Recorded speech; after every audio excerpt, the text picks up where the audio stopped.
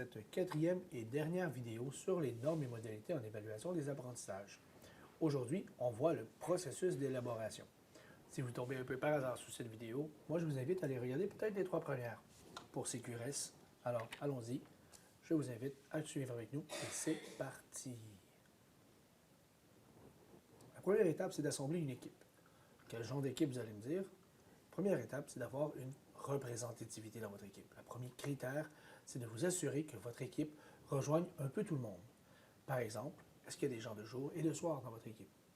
Ensuite, est-ce que tous les programmes de votre centre sont représentés? Et finalement, les formules alternatives comme l'ATE, l'enseignement individualisé ou la formation à distance sont-ils également représentées? Deuxième chose, essayez d'éviter d'avoir trop de monde ou pas assez. Moi, je vous recommande entre 5 et 9 personnes. Ça semble être un chiffre assez intéressant. Si votre centre est très gros, visez plus haut. Si votre centre est très petit, visez plus petit. Troisième et dernier critère dans l'élaboration de votre équipe, essayez d'être diversifié au niveau des idées, mais aussi au niveau de l'expérience. Ne pas négliger l'apport que les petits nouveaux peuvent apporter à une équipe. Et surtout, essayez que tout le monde n'ait pas les mêmes idées. Ce serait l'enfer. Finalement, il faut prendre connaissance des encadrements légaux et des orientations nationales. Pour ce faire, la loi sur l'instruction publique, le régime pédagogique devrait être vos 2 premiers endroits à aller voir. Ensuite, ne pas oublier la politique de réussite éducative du gouvernement, ça serait bête. Et évidemment, ne pas oublier votre plan d'engagement vers la réussite de votre commission scolaire et votre projet éducatif. Ce n'est pas obligé de tout lire tout ça.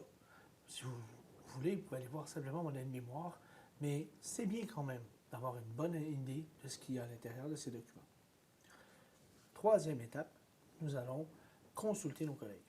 Ça ne sert à rien de jeter le bébé avec l'eau du bain. On va consulter l'équipe école pour recenser les modalités qui existent déjà. Donc, vous avez probablement déjà évalué. Alors, comment vous le faisiez?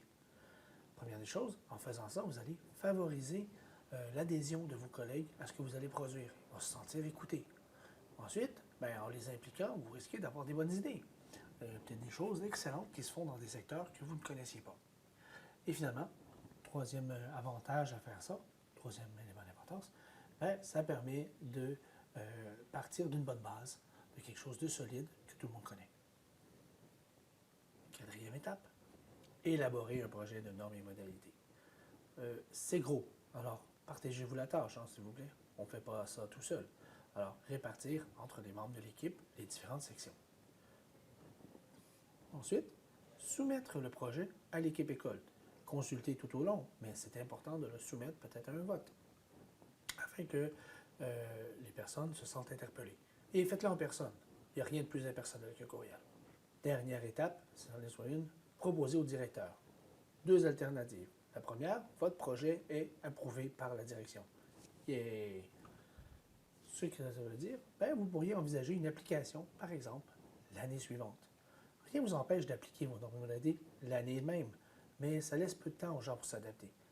Ensuite, évidemment, il faut diffuser l'information à tous les collègues. C'est peut-être pas tout le monde qui a entendu parler du projet. Certains n'ont peut-être pas été rencontrés, bien que ce serait surprenant. Deuxième option, le directeur refuse. Dans son refus, il va vous fournir les raisons pour lesquelles il doit refuser vos normes et modalités. À ce moment-là, il faut retourner à la table à dessin, pas tout jeter, mais aller voir l'équipe école et potentiellement demander à la direction de nous expliquer pourquoi elle a refusé. Ensuite, on n'élaborera pas un projet depuis le début.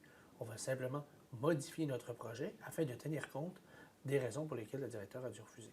Et ensuite, c'est une roue qui tourne jusqu'à temps que ça réussisse. Voilà, fin, bonne rédaction.